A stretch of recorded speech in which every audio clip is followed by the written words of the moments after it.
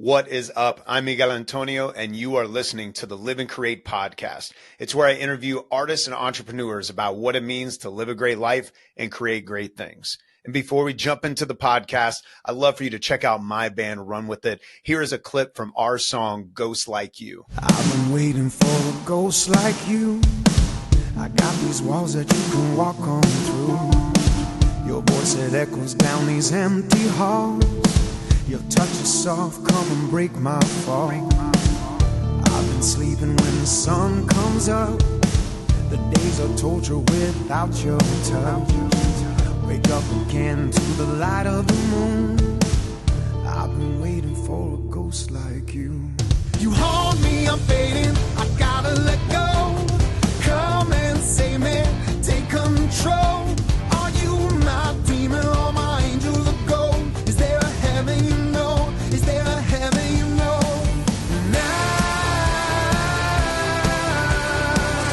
I've been waiting for a ghost like you.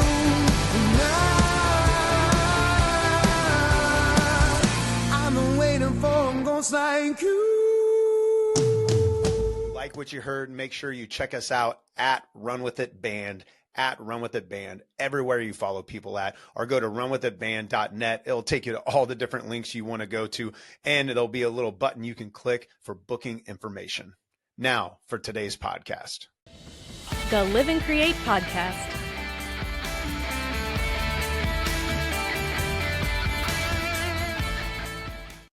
Now, Jared, how do you say your last name? You go ahead. You try it. I was thinking But yeah, it's pretty much what it is. Oluwa, yeah. Oluwa. What's your heritage? Where's that name from? So the name is tribe of Yoruba from Nigeria, Really? but I'm not Okay. Nigerian though. So it came from my mom had a friend during the time where I was being born, and she said, "Hey, what does gift of God mean in your language?" And she said, "Ebun Oluwa." Nice. So that's my middle name. I took Very cool. the last half of the middle name and just made it my last name, which is Oluwa. Alua. And what's the full phrase? Ebun Oluwa. Ebun Alua. Yeah. Did I say that Oluwa, correctly? yeah. That's awesome. Yeah. It's cool to hear there's another person. So Antonio is my middle name as well. My last name is Caraballo, and it was very hard for a lot of people to pronounce. So Caraballo. whenever I'm out in public, yeah, you got it. Yeah, yeah. But a lot of people, especially living in the Midwest, I get like Miguel, Carabella, stuff like that. Most of the time, well-meaning people that they just don't have any familiarity with it, And so I ended up dropping my last name just to make it easier. But now I'm kind of regretting it. I have some friends who tour in a band. They're Panamanian, and they really challenged me on that. They're like, dude, you got to start saying your name correctly. You just help people understand, that's your heritage. I was like, damn it. It's your name.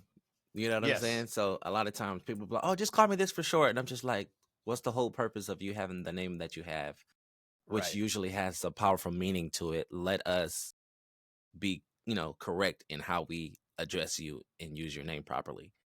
Absolutely. Yeah. So go ahead. It's such a weird thing in society where I wonder how it is in other countries, but I feel like especially living in the Midwest where there was times where I considered not even using Miguel when I was doing email correspondence just because of how people would perceive me.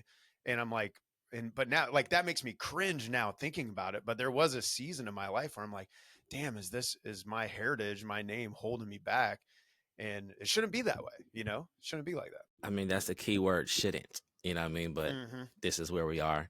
So on paper, when I'm trying to get something like something corporate, and my last name is Smith. So I would definitely, you know what I mean? Jared Smith. Oh yeah, like let him in. He's good. Yeah, You know what I mean? good. He's all right. So as long as they don't ask, hey, what is your ethnicity or your nationality, then Yeah. you can like really squeeze in that point. But other than that, I still use Oluwa, and whether they want to use it or not, it's up to them. Hell yeah. Yeah, and that's more and more, that's where Miguel Antonio, I'm kind of, in a sense, stuck with that. That's kind of where I went out. Even though my friend Enrique, he's like, nah, man, just start slapping your actual last name. So maybe I need to move out to that. Yeah. But I think in general now, I think pushing through, because it opens up acceptance for other folks as well. Yeah, it's long acceptance. term. Yeah, and it's also the cultural knowledge and understanding. You know what I mean? Because if we all just know what we know for ourselves, what's the whole point of learning about anybody else's differences and how to respect, you know what I mean, somebody else's thing. So Right. And push then it, we man. grow. Well, and I think part of it too is the more authentic we can become, it may turn certain people off, but the older I'm getting, I'm realizing those are the fucking people I didn't want to hang out with anyway. So who the fuck cares? Like, you know, That's like if exactly it's like if you don't want to work with me because I'm Hispanic, maybe we should work together. right. You know? But you know what? To be honest, sometimes it's like I'm not political, but a lot of times back in the day, 2019, I was like, oh no, you're a Republican. Oh no, you're this, you're that. Yeah, Now that it's is true. like, hey, I don't care, man. Who are you? And so Right. if I can talk to the opposing side, whatever side that is, and just like, hey, Hmm. you're a person, you're a human, you get hungry, you hurt when you stub your toe against the bed frame. But let's talk about why and how you even got there, because we're not born with these pre-loaded ideologies. So it's just like you got it from somewhere. You know what I mean? Like my Absolutely. stepdad, I was raised by him for the most part of my life, and he was a Republican. And now I look back, I'm like, what the hell? And it just, yeah, and it's a good point, man. Like I remember it was 2016, Trump first got in office. I went total keyboard warrior, thought I was changing the world with every fucking post, right? There was one day where I realized it's probably getting out of hand because my wife, Jenny, she looks at me and she looked across the room. She saw on Facebook someone who commented. I didn't say it. I'm staring at my phone thinking of all the great things I'm going to say and how brilliant I'm going to be. And she just looks at me across the room and just says, "Do you really want to do it? It's Saturday morning. We have plans. Do you really want to waste the rest of our day? That's going to it's going to just spiral Yeah. into, 200 comments and a bunch of fuck yous and no understanding." And I remember thinking like, no, I don't, not today. And then I finally just decided I'm not going to do that online. Like I'll have the conversations with friends and family, because not all my friends, not all my family, we see eye to eye on a lot of things, Yeah. but it's way more productive when it's in person, Yeah, instead for of like, sure. fuck off. And like, Yeah, because usually you can get to the bottom. Like, I was raised like this, or this is how I right. was, I guess influenced. And you get to like really like, my thing is, if you can be mature and be respectful, even if we don't agree, that's healthy, it's perfect, it's necessary, But if you don't want to hear the other person's side and how and why, then it becomes just productive. And it's just like, all right, what did I do? Absolutely. Well, and I think knowing where people come from is very helpful. I remember I had a roommate who was black in Mm, college, and his name was Stefan. And the bass player in my band was white, the band I had back then. And that bass player was sitting in my room one day, and Stefan comes rolling in. He grabs a guitar, he just starts talking. He's just hanging out the whole time. My bass player is just like, he locks up. And I'm like, dude's acting weird. And then my bass player leaves and Stefan comes in my room. He's like, has he never seen a black person before? Like, what's going on? And shit. so it was so weird. I ended up like talking to my bass player. I was like, hey man, that was weird. Like, what the hell's going on? Yeah. And he actually told me, he goes, the way I grew up, where I grew up, he's like, I literally realized I've never been in a room and had a conversation that long with the black person. And he's like, I honestly just didn't, I felt like I didn't know how to act. And I just looked at him like dumbfounded, like, are you fucking kidding me? Like, really? But he was just very honest. He was like, he wasn't like angry or Yeah. prejudiced. He was like, I just didn't know what to do. And they eventually became friends because they were always, he ended up hanging out in my apartment all the time Yeah. and all that. But yeah, it just kind of baffled me. I was like, how do you get through life and you're 20 years old? You've never been in a room with someone who's of a different race, but it did open my eyes. I wonder how many people are like that in general, where they carry prejudices or misunderstandings, whatever it is, Yeah. just because they haven't been around someone. It's as simple as this. Try it. You might like it. Yeah. It's as simple as that. It's like people who don't eat grits, people who don't drink coffee, people who don't um, drink soda or drink alcohol, which is, pertaining to everybody's you know, whatever they want, what their interest is. But if they never had it, they won't be like, "Oh, this is good." Like, yeah, you've been missing out this whole time, but it's been here. You just chose not to indulge. So I get it. Absolutely. You know what I mean? Where it's like that, where I don't know. It's already enough when people don't have the ability to approach people and create a relationship or a conversation, anyways. Hmm. So it's not going to be any better with somebody you don't know or somebody you haven't had an interaction with.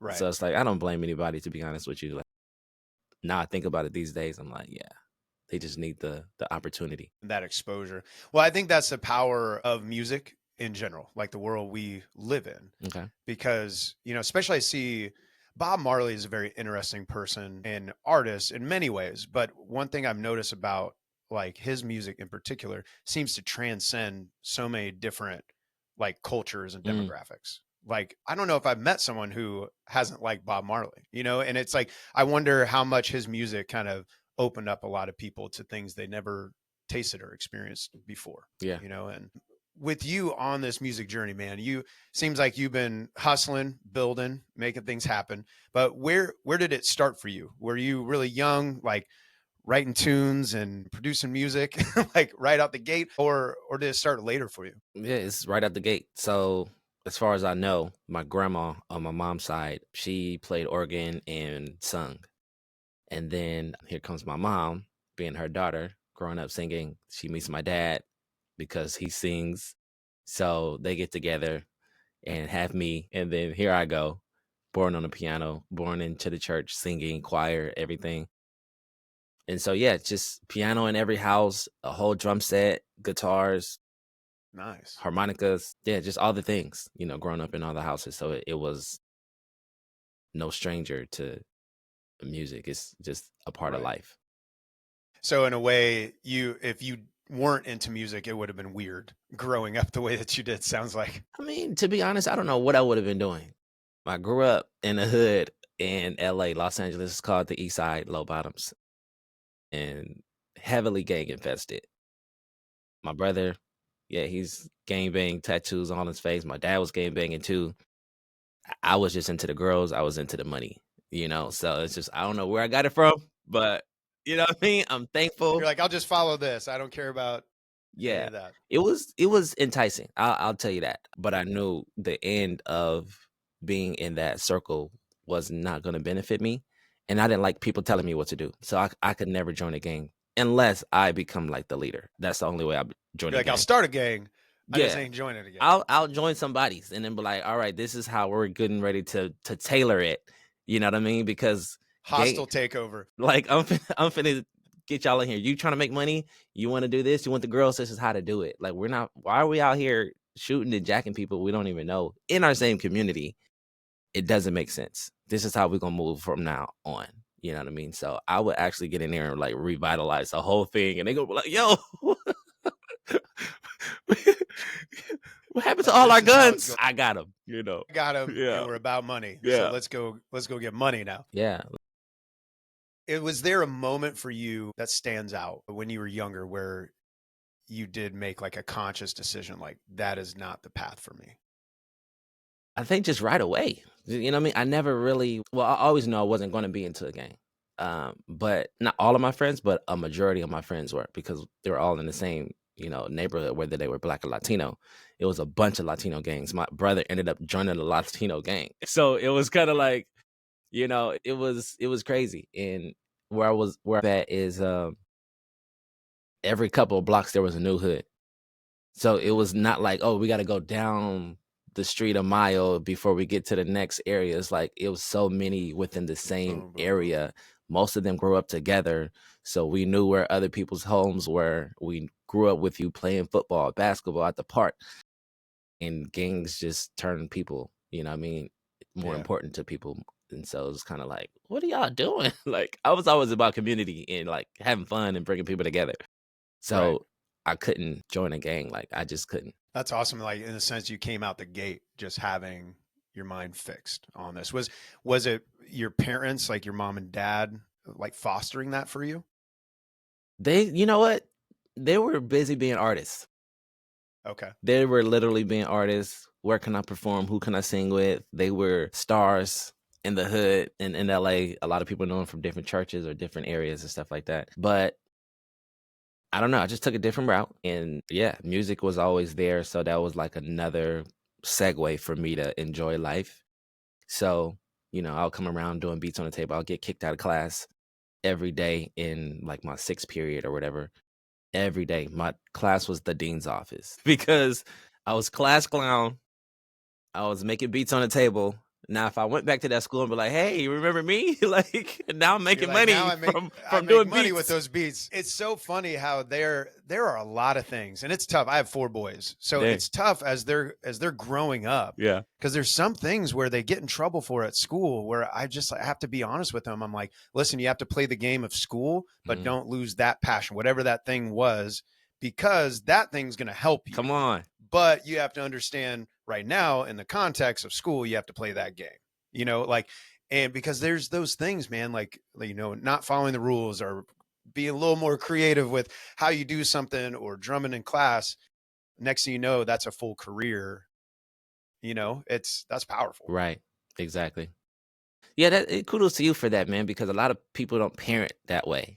You know what I mean? It's like, why are you doing that? You're in trouble. It's just like, Right. you're actually messing up what they could be developing into, you know what I mean? If you like discourage them from doing what they're doing, why don't you find out what they're doing Exactly. and Yeah, why they're it breaks doing my it? heart to think of like crushing someone's, like their superpower in a Mhm. way. It's like that might be their superpower. Yeah. Where like I have 2 of our 4 boys are well, actually they're all pretty headstrong, but they're all headstrong in their own different ways. But like even then, it's like teaching them how to think for themselves, question authority, which bites me in the ass, as the authority of the house Yeah. sometimes. But it's like that is the process, and I want them to learn how to flex that. I think it's so important. Yeah. So important. Facts. With you, you're drumming, you're getting kicked, you're hanging out in the dean's office. You fast forward a bit and you start, were you like doing like touring thing? Were you bringing artists in and producing them? Or did you, again, like out the gate know like the sync world is for me? What did that look like? So I was in a Boys and Girls Club esque. It's called a place called Home off of like 27th and Central. And they had a studio in there. And so we were able to go in and, write lyrics and record. I started making beats in Pro Tools, which was so weird. And Pro Tools still hurts my brain. I live in Logic. A few of my band members are Ableton, and one's Pro Tools. I see Pro Tools. I'm like, anyways. yeah, but you started out on Pro Tools. Yeah, I started out on Pro Tools making beats on that, but now I use it for vocals. Never will make a beat in it. Hopefully not. I never know what later on would bring. So started there, and then fast forward, my mom left me in this church to play organ. So that's where I really fine-tuned my nervousness, my gift of playing by ear. So if you were to just start singing a song and I've never heard it before, I'm gonna back you up and you're gonna be like, yo, you know this song? You did a remix to it. It didn't sound like I know it, but you did very well. Like, I don't know the song. That's why. That's why the chords were different. I don't know the song. But and then fast forward to 2019. That's when I went to a Guild of Music Supervisors event and got some very much needed knowledge that I didn't know about. And I was like, yo, I gotta meet this person on this panel. And then I booked a consultation, found out more. And that's a cheat code to a lot of people. A lot of people don't want to spend money on stuff. But I had spent money because they were like, oh, if you want to chat, here's the link to book a consultation with me. And I'm just like, oh, dang, that hurts. But you want to talk? We can talk. Here's a link. Yeah. Here's my PayPal or so my Stripe. What I didn't know is it was actually a benefit for me because now I get this one-on-one time. Mm-hmm. Not even just to talk music, but just to talk. And then say, hey, oh, you have kids or you're traveling. Oh, what was this? Oh, you grew up doing music too? You're a supervisor, but you also sing? Oh, wow. Da-da-da-da-da. So, oh, your people's from Texas. So it gives you an insight to where most people can't get to because they're not focused on trying to pay somebody for their value or information. Mm-hmm. And I had no knowledge of how that would be beneficial to me until after I did it, created that relationship. And then I began to work with this person and get my first placement on TV. That's You know what I awesome. mean? So it's just like, And that's at 19, you said, right? no, 2019. 19. I Yeah. misheard. Yeah. Okay. 2017 is when I wanted to do sync, but didn't have any idea what it was. I was just like, hey, I want to do music for TV, films, and companies and do jingles, and not knowing how it was and, you know, all this other stuff. So I learned later on. Well, I know how that works. I actually had Josh Williams on the podcast like a few years back because Mhm. it was funny as I knew him from like just playing in Kansas City. And, but then all of a sudden he started popping up on my feed on TikTok. And at first I was like, I recognize this guy. Do I know this guy? Yeah. You know, but because it just algorithmically just popped up and I started following that. And it's like, that's when I started looking into this world, but it just seemed so daunting. And I always had so many other things because I do music like professionally full time. So I was always working on live and this. And finally I was just like, fuck it, we're going, we got to go. And I got a course and then I ended up signing up for Sync Alliance and then, you know, going through this. And yeah, it's been really, really helpful. That's cool though. So is that person you met at the Guild of Supervisors? What's it called again? Guild of Music Supervisors? Yeah. GMS for short, but Guild of Music Supervisors. Yeah. That's really cool that they offer that. Is that like a general thing you can go to their website and find? So yeah, you can. I don't know what the exact website is, but definitely if you just Google Guild of Music Supervisors, it will show you pretty much the main supervisors that are in the guild that are signed up, and you can become a member if you're a supervisor working in the TV, film, ads, commercial, gaming world, and you have credits, then you become a member. But you can become a friend of the guild, which is short for FOG, if you are interested in TV, film, gaming, or music supervision, and you know you want to get invited to the events, whether that's online or in person, and just build that community. Of course, it's subscription based, and it's worth it if you ask me. Right. And yeah.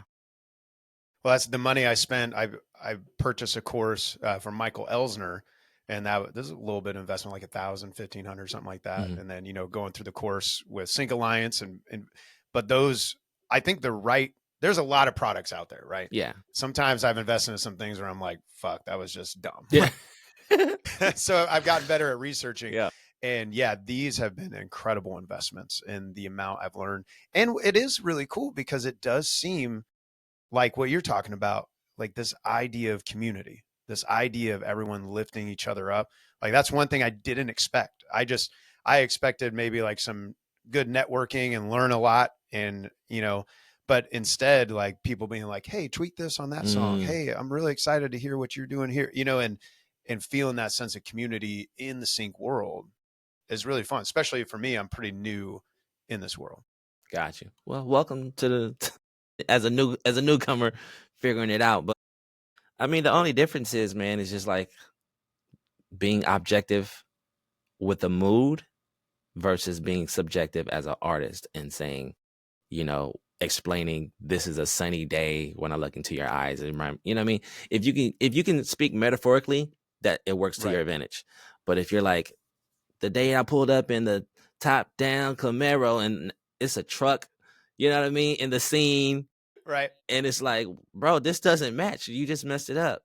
If you say the day I pulled up, that could be on a bicycle, a scooter, ice cream truck. Right. You know what I mean? Like now it's like it's open. It's general, it's broad. So it can be more used for a total different variety of things.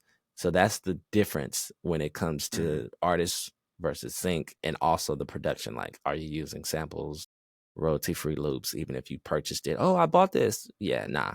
If anybody else can get that same T-shirt, I don't want it. That's how they feel. If somebody else can get that same T-shirt with that same trademark on there, they're like, oh, I'm not special. Y'all got a whole rack of this stuff? Oh, y'all got a whole truck delivering more stuff? You know what I mean? They want that, hey, that's a one of a kind. You got that made at the store. Like, somebody made that for you. That's interesting. Absolutely. Or you went overseas to go get that. Not everybody's going overseas to get that. So it's more unique. I like that analogy of like, you know, I found this and, you know, like I was in the Middle East and I found this in a small little thing. Yeah. It is that unique piece. I love that. Yeah. And well, it's funny, the generalities, because my band does writing sessions together, and it's 2 days ago, we were in the studio working, and we started having this idea of we were writing a song about ADD and like kind of like like the spastic thing. They were like, oh, we could like reference Adderall, and they were like, why don't we like personify Adderall and call her Addie, and her name will be Addie, and we're chasing her. We're like, this is a great idea. But then the sync thing came into my brain, because this is all I'm living in now, where I felt like, okay, if I was with the music supervisor, I feel like they would say, well, if the lead character's name is Addie, you guys are golden. But the 99% of all the other things made, you guys are not. So I was like, I don't think, I was like, it's a cool idea, but and we ended up going a different like direction with the song. We like the direction where we're at now too. Okay. But yeah, it was kind of that eye-opening piece, but then also realizing it's been cool to see. It seems like some artists, they'll do like, this is our artist song. So like, we really love that idea about personifying Adderall as Addie. We could write that song and then rewrite, like for sync, take the same song and change the chorus lyrics, and it sits in there too. There it is. So that just lives in the sync world. I'm like, dude, there's so many opportunities, so many great things to do, And you just said something key right there. Like, yo, thinking in the music supervisor's, you know what I mean, position. Like, yeah, that sounds great, but that's not the person's name in this. Cool idea. Yeah. So a lot of people don't think as if they are the editor or if they are the supervisor. They think of, this is the artist, they're going to love this. Yeah, but you have to look at it from a standpoint of how it's going to be used, like the utilization of this record with the visual, Well, and it's tough when you hear, because it's like, so I've been really into the new Kendrick album, where he's like riding in a GNX with Anita Baker in my tape deck. It's like, though, there's something so beautiful about those lines, but it's so damn specific. But they'll sing Kendrick anytime they want. Bro, Kendrick, they don't care. They'll change the scene. They're like, I need a GNX in this scene, but they're not changing the scene for Miguel from Run With It. You know what I mean? Super facts. You said something key right there, because a lot of people probably see that and be like, well, they get synced all the time. You got to realize they're at a different plateau and level than you are. They're going to do that change for them. You're not at that point where they're going to change anything for you. It's like, last I looked, you didn't walk out with 5 Grammys. I'm just saying. Right. So it's like, hey, man, that's key right there for real. Yeah, it is kind of a switch in that, and recognizing, where you're at and what the goal is. What for you, what has been the challenge? 2019, you get that first placement, right? Did I get the year right on that one? Or that's when 2020. 2019 is 2019 is when I actually got into like trying to figure out what it was. 2020. Gotcha. So the door cracks, right? And you're walking in this world. What do you feel like has been the most challenging thing for you walking into this world? I love my answer because it's probably not going to be like anybody else's. Like, making the music is easy. I love answers like that. Yeah. Sorry, I cut you off. No, which is good. No. In case we clip this, we'll try it over again. No, it's necessary, because my understanding or my challenge is probably more the admin side. Like, making a song and making another song and making another song. If you're an artist and a creative, you will not stop making songs, So the challenging part is metadata and bouncing out like the stems correctly and making sure if it's 48K and 24-bit, I'm actually doing that and it's not 41,000 and 16-bit. Like, those small nuances are the things that are the challenges for me. It's just like, wait, did I bounce that the right way that they asked me to do? Or, you know what I mean? I think, did I? I don't know. So it's like, now I got to go all the way back to every file to make sure it was 48 and 24. So things like that, and where I have to like input all the metadata and tag everything and make sure I put all the splits correctly and all. That's the challenge. Yeah. I feel you. Well, to let you know, so right before this, I just sent out a bunch of split sheets. I use Adobe, so we created like a digital signing thing, because I work in a band and we've had multiple producers throughout the time, so there's a lot of fucking people on the sheet, and so I sent out the split sheet and producer, of course, was the first person to sign it, and I Okay. get it all back. And then a bass player, a different bass player, he goes, "Hey, you misspelled my name in like 4 different ways on the contract." Bro, I'm like, what? all 6 of them on it's because it was a full EP and I had individual ones. So I misspelled his name multiple times. Yikes. His last name is Velasquez, and I kept fucking up like where the E, and then I put like an A, and I didn't even notice. So I struggle with the details too. So I had to cancel all those contracts, and Yikes. then I got to go redo it, upload it, send it. It does seem to be a very detail intensive world, though, the sync world. Yes, sir. It's not for the weak and for the people who don't do their due diligence and not fact checking, but like proofreading and going back over like quality control. Yeah. You know what I'm saying? Like I'm learning the hard way Yeah. when I was kids. Yeah. So, yeah. That part to it is the part that's really nerve-wracking and challenging for me. Well, and obviously you found success in this world. What are some tools that you use to ensure that those details are happening for you? Going to different online or in-person events to learn and hear about other people's ways and how they make things happen in the same way I'm doing Right. it, so I can brush up on what I'm doing. So I can be like, oh, I never thought about that. I'm going to do my metadata like this. Oh, disco, what's that? Oh, I'm going to sign up for that. You know what I mean? So those things, which were very, I guess, a big part of the success in metadata, I think a lot of songs are found in different libraries that I have because of the metadata or because of the titling of a song. And so that's another thing.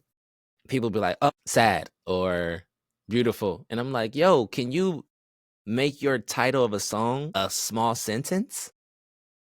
So, for example, reality TV, they have scenes with titles like, Who's at My Door? Or You Better Not Talk to Me Crazy. So if you're listening to this reality TV segment episodes, that's giving you a key to be like, I should title my songs like this so you know what you're getting yourself into when you're looking for a song. And those keywords will also pop up as a title. That's good. Even if the metadata is not in the song. Right.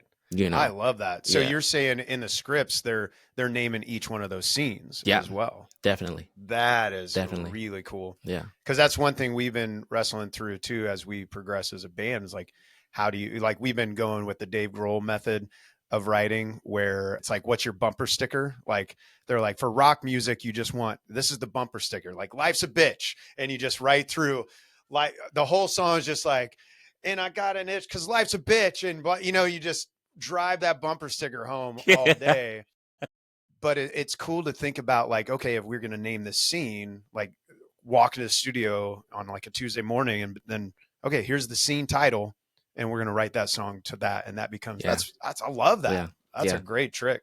Yeah. I figure I came across that idea like earlier this last year, 2024. And I was like, oh, I got it. And just learning and seeing other people, how they title stuff. I'm like, that title's boring. So I was like, I'm going to be the quote unquote king of titles in my songs. Brilliant. Yeah.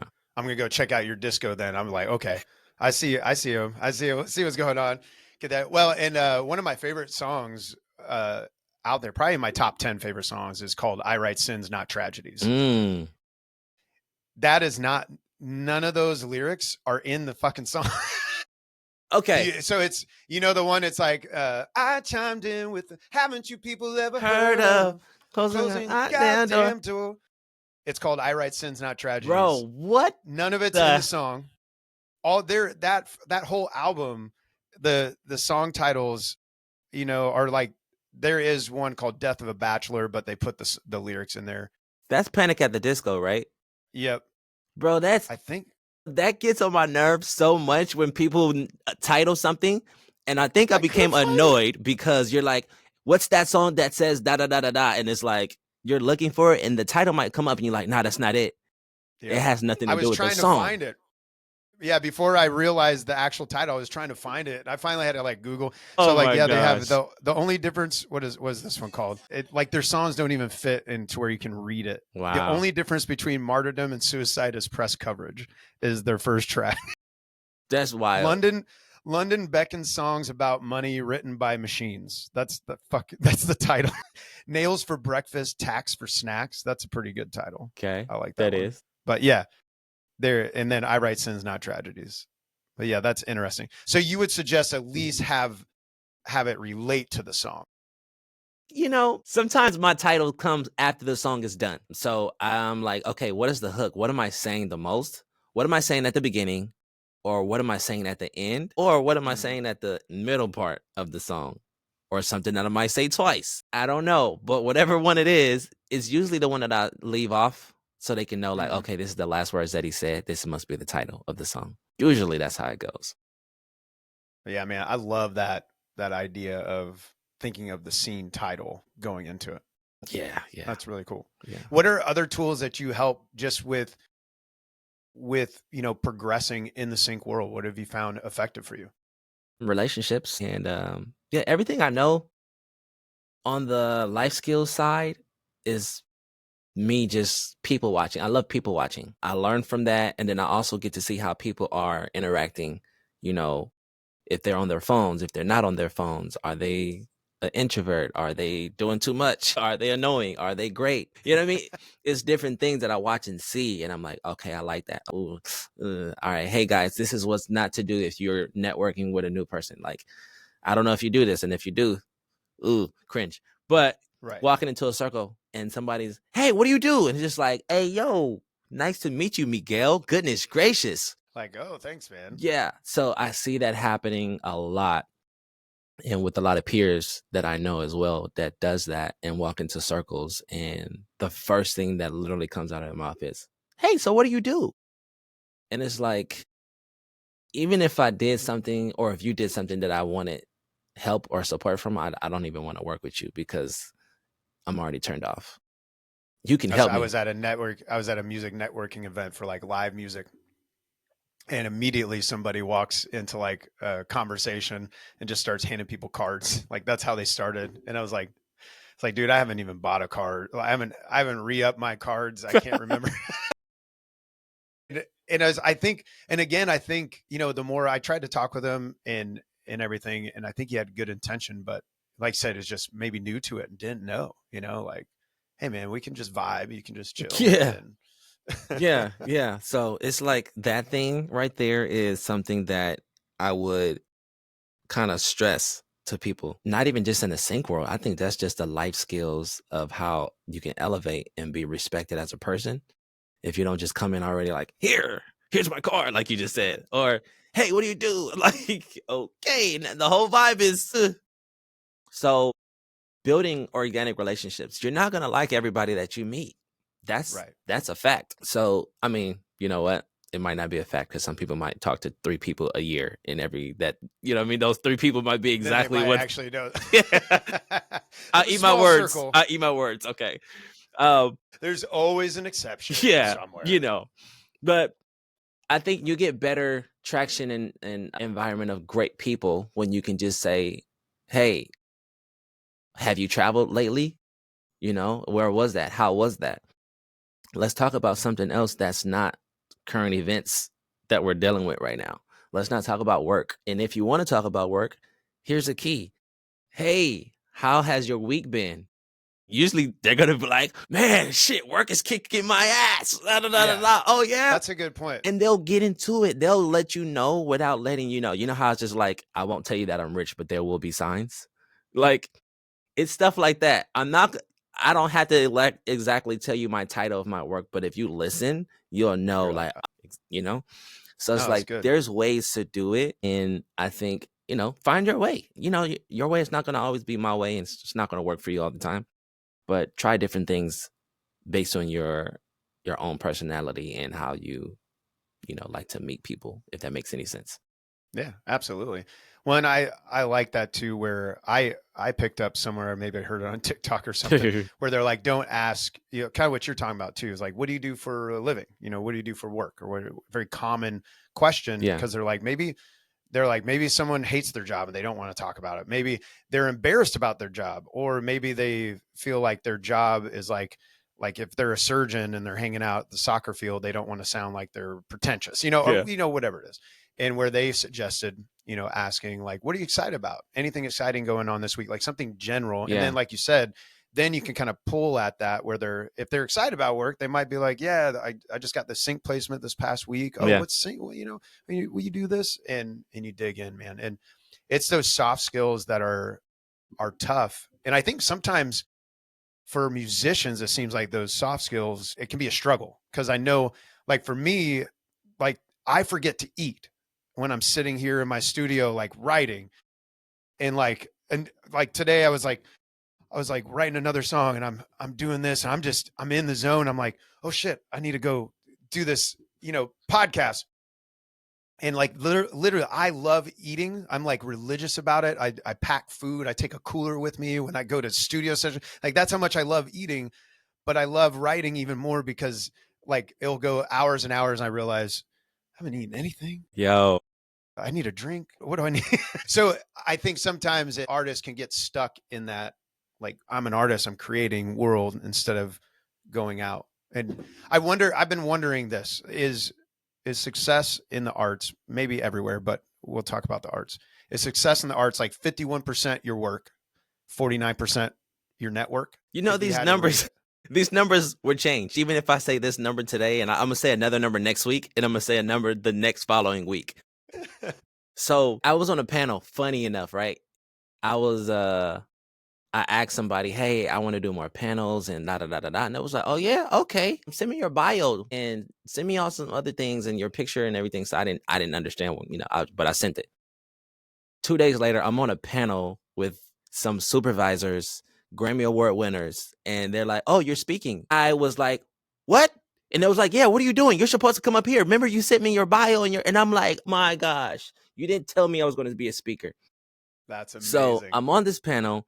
And everybody's looking at me, and I'm like, you know what? Have your business in order. The song can be the wackest song, but the thing that you want to do is make sure you have your performance rights organization, your ASCAP, your BMI, CSEC, wherever you are, and then have your metadata and your name and everything in your tracks. The music is secondary. It can be a whack song. And everybody laughed at me. And I kind of was like, felt a little weird, but then again, I was like, nah, I believe what I'm saying though. Like, y'all might not agree, and so after they stopped laughing, I was like, has anybody heard a whack song on a commercial or a TV show? Everybody raised their hand. Okay, whether you liked it or not, that person got paid more than likely if the business was straight, right? If they didn't get taken advantage of in the music industry. But more than likely, that person got a 5 to 4 to 6 figure payout. Nobody's laughing at that person for getting that check. But does it exist? Yes. That's exactly what I'm talking about. That person was ready. Your song's not whack, but you're doing Uber right now. Like, yeah. So it's just like, or whatever it is. Yeah. That person who had that whack track was prepared versus another person who could have been in the running for that track, who had the best song, but didn't respond to the email when the supervisor needed them to respond on time because we needed that song for that spot ASAP. That's good. Then the panelists were like, well, yeah, to his point, blah, blah, blah. And I'm like, all right, cool. Now they get it. But at first I was like the laughing stock. And I kind of, it made me feel weird. But I was like, nah, like. Stand in there yeah. And just be like, no, serious. Yeah. And people were like, nah, facts. Like, you're right about that. Like, he's right. We've had to like swap out songs because the song that we thought was perfect, the person didn't get back to us. We needed that one more signature and they couldn't find it because it was 4 writers on there. So we had to go with another song. It's not what we wanted, but we had to send something.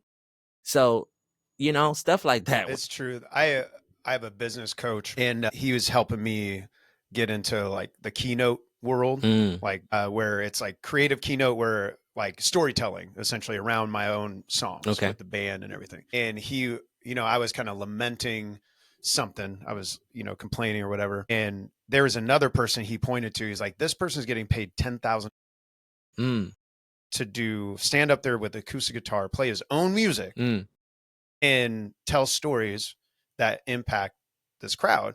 And he's like, and he's doing it consistently.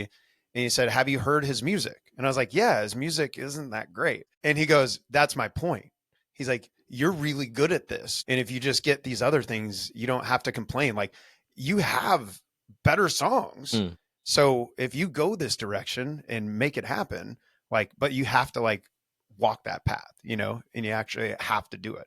And yeah, because there's people, if they got their ducks in a row, it doesn't, like, maybe their music is only 80%, Yeah. but they have that other shit. Yeah. Like, people just open the doors to them. Yeah. You know, like, yeah, it's wild the things we obsess about. I was looking at like Rick Rubin's stuff recently, and he was talking about, you know, the things that we're obsessing about, most other people will not even notice Yeah. in that mix, Yeah. you know, and it's crazy. Yeah. So But then when you get both firing, ooh, yeah.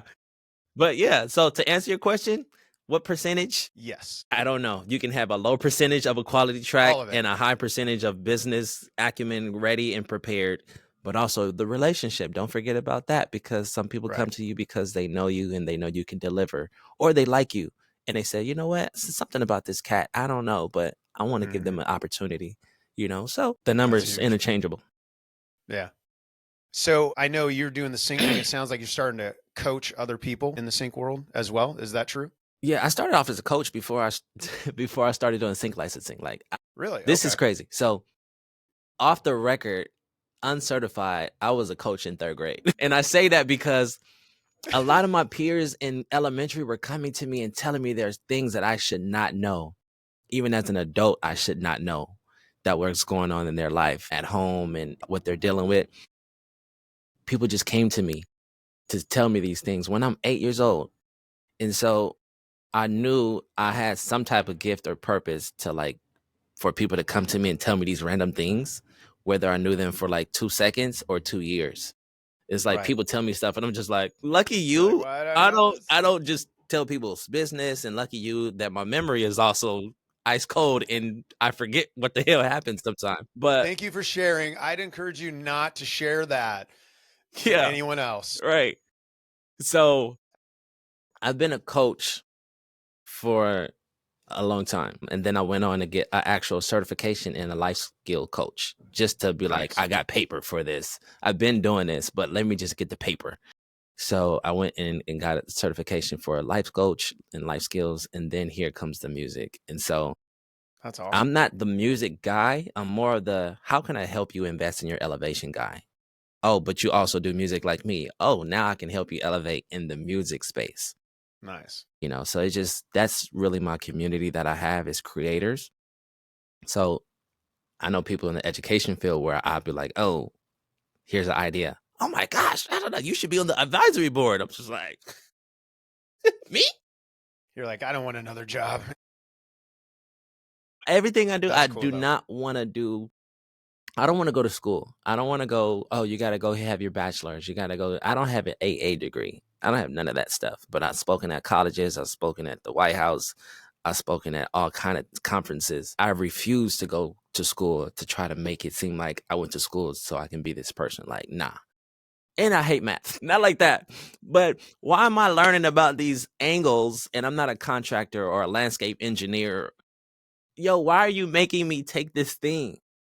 What's funny, I failed geometry in high school, mainly because I didn't go. That's the main reason. But I found out I somehow got through high school without passing geometry. Okay. I failed that class. I think I found out I could do like some other algebra thing. Yeah. Ended up in my early 20s, I started a roofing contracting business. And my whole life was angles. Like, I was like, fuck. So I'm late at night teaching myself geometry so I could do all these estimates and everything. And I was like, all I could hear was, I was that asshole in high school who asked the teacher, when am I ever going to use this? And the teacher tried to explain to me. And all I could hear late at night while I was trying to teach myself geometry was her voice being like, one day, blah, blah, blah. And I'm like, blah, blah, no. And, but I never got good at it. As far as I got good at roofing, but I ended up just hiring other people to do estimates. I was like, cause I would mess up. Like I'd end up eating costs because I still wasn't like, you know, yeah, it was rough. You learned But delegation. I think that the traditional educational path doesn't always lend itself to impact. And I was talking to, oddly enough, another life coach last night. One of my boys' soccer teams, I found out this one other guy's a life coach in there. and we've had a lot of great conversations. And he was telling me, he's like, you know who out of all the speakers I've seen, he said the most interesting person was, I can't remember the name, but that's that movie Catch Me If You Can with Leonardo DiCaprio. Do you remember that? Where he was like, basically is based on a true story of this guy who was like master at counterfeiting stuff. Like he faked being a surgeon. He faked being like all these checks and all, like a master at it. Got to write that down. And he ended up, getting caught. And now basically he works with the Treasury Department, if I understand it correctly, and teaches them about counterfeiting. Basically, he's like their resident criminal who's like, this is how I would do it. So this is how you should combat someone like me. And that guy was a public speaker, but it's like his knowledge that he was breaking down came out of like just raw experience and a life lived. I'm not advocating for the listener. I'm not advocating go out and commit crimes. I'm just saying, but like a life lived, not in the norm, like taking these big risks. I think there's ways to take risks that aren't, huge felonies, but sure. But there's a power in that lived experience and the unique live back to flying over to another country, finding that unique little thing that no one's seen instead of the artwork, that we go get at TJ Maxx. It's something fresh that you're going to put on the wall, Yeah, exactly. But now that was key. Yeah. Going to the last two questions of the podcast. It's obviously based off this idea of live and create. I feel like I'm on this personal journey, have been for quite some time. Like, how do I live a great life in the midst of creating great things? This is a passion of mine. I'm always curious to hear people's thoughts on it. So for you right now in your life, how would you define living a great life? So I have a slogan that I made. It's called turning fun into funds. So how could I have fun, do the things that I want to do, and also make money from doing it? So what does that mean for me? Speaking engagements at different schools, doing a panel or a workshop where I can like actually put people together in the same room and help them build community. How can I reach out to a sponsorship or a brand and get a partnership and put something together?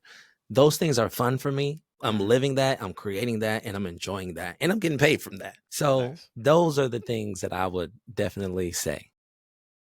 How do you turn fun into funds? I dig that. Do you have that t-shirt? I'm the idea guy, bro. Like I come up with a lot of things and I'm like, hey, yo, that's dope. And then I keep living life and doing something else. True. Yeah, I did this. Oh, that's dope. If somebody wants to trademark this and get IP, come and do this. Like I'll give it away because I'll do it again. Or put some equity. Give me a little equity though. Let me not just give all my ownership away of these IP things, right? But hell yeah. Well, for the last question right now, how would you define creating great things? Oh my gosh. I love that question because it means so many things. So many answers to that. Something that you want, something that comes easy, but it's challenging also. It's simple, but it's also a challenge. I don't want to make a great song and it was simple. It just came to me. Every great song it's just simple. It's nothing. I want to be like, nah, I went through something or the file crashed. And so I made a whole new song because this happened. And now I came up with this song, which you guys know because this happened. So those challenges, I want to turn those challenges into diamonds. I want to make sure that, whatever greatness is or what a great song or whatever the great creativity is something that I can do and I can do again. And I can also support somebody else in doing. My big thing is helping somebody invest in their elevation. So can I learn from myself and be able to show that and teach that to somebody else so they can learn and teach somebody else? And so now it's automated of everybody's trying to help and support somebody else because we learned and experienced and got exposed to something. And now we can execute that thing. That's awesome. I love it. Well, let folks know how to connect with you as far as the sync world or coaching or speaking, all the things. If they want to license your t-shirt, let them know how to connect with you. Send me an invoice at Fun into Funds. Yeah. Right there.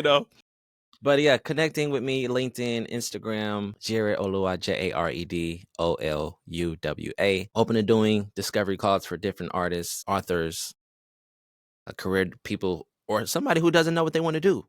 I also want to talk to you as well. And yeah, I'm just here to, like I said earlier, I'm here to help people invest in their elevation and while turning fun into funds and just seeing life differently and just building community. Those are my things. That's how you find me if you want to reach me. Again, Jared Oluwa. And Miguel, thank you for having this. I want to mess up your last name real quick. Gotta. Yeah. Let's go. He's in. Let's go. He's in, man. So thank you for this podcast and this opportunity for having me on and putting this opportunity out there. Well, thanks, man. I appreciate it. And I was going to turn off the camera or turn off the recording and ask you one more question, but I just figure I might just leave it on the podcast and we'll keep it going. Cause I was curious with you speaking. Cause like I shared with you where like last year we created this keynote project and we had the video, we did a big event, we did all that thing of the band performing, me speaking, all that kind of. We've kind of hit a bottleneck. One of the bottlenecks is I've put a lot of my energy into the sync world right now. But one of the other bottlenecks is I just feel like there's this chasm between now we have the product. How the fuck do you get out there? Like, how do you get those gigs? Like, how did it start for you? Or what would be your challenge to me to start moving further in that keynote progression? I don't, to be honest with you, in this world of sync and things of that nature, I don't think anything's a challenge. The only challenge is the time that it's going to take, and we don't know how long it's going to take. That's the challenge. So that's a good point. 2025 right now, of course you want something this year to, come to fruition, but it might be 2026 or 27 before you start to really get everything to pour in. It's like, yo, it's finally coming in. Now I can't stop it, but let it compound. And yeah. But within saying that, it's like, okay, as an independent creator, you are the artist, you are the producer, you are the PR, the publicist, the marketer, the agent, the manager, the accountant, hopefully, and the acting as a lawyer or whatever. But I would say definitely get an entertainment lawyer so you don't do nothing crazy.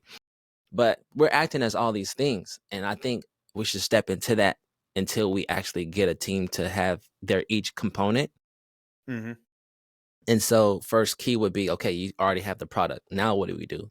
We need people to hear and know about the product. We need awareness. How do we do that? Right. Well, if it's in the sync space, where are the sync events? Am I following supervisors, music coordinators, and people on LinkedIn and Instagram? Am I seeing where they're speaking at? Oh, I'm going to be here at this film festival. I'm going to be here speaking at this workshop.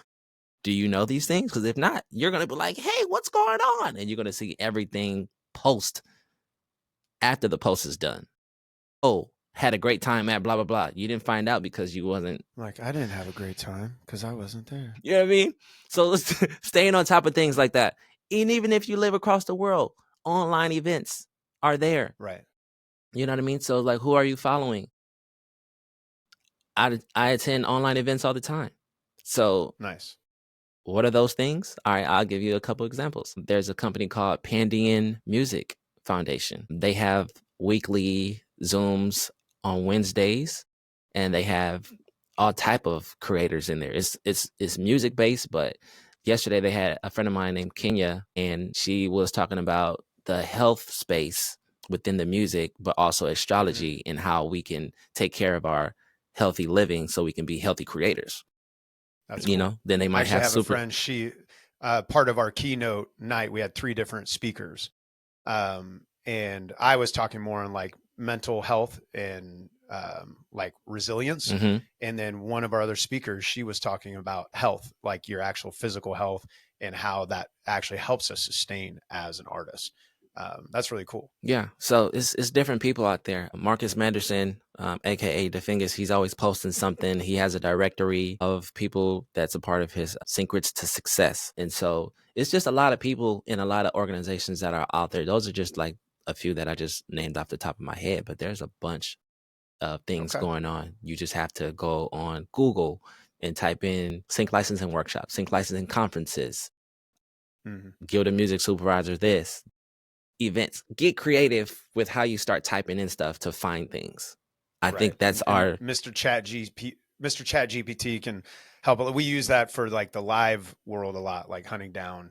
agents and conferences, those kind of things. Yeah. It's interesting because it does seem, because the keynote piece, that was one of the suggestions from my business coach as well, is to basically I need to revamp my LinkedIn, because my LinkedIn's a hot mess as far as what it is aimed for. Yeah. And basically he was like, why don't you know that like your sync people you're wanting to connect with are there, he said, and the keynote people, the people who are going to be hiring you for keynotes, that's where they're living. You know, they're not necessarily living on Instagram per se. He's like, your fans are probably on Instagram, Snapchat, all that shit. And so, yeah, I like that. Just finding a way to be part of that space in there. But yeah, the keynote world seems still like such a mystery. I actually, a buddy of mine who's a keynote speaker, I reached out to him and I was like, hey, I showed him school and the Sync Alliance. I was like, you know, selfishly, I'm just kind of wondering if you wanted to start something like this, and I would pay to be part of something like this. Yeah, for sure. If you were leading it, but he didn't bite. We'll see. Hey, listen, the opportunities are there, you know. That's the most important part, to know it exists and to figure it out from there. But yeah. Yeah. Well, thanks for making the time. And that was awesome, man. Miguel, Thank you for listening to the Live and Create podcast.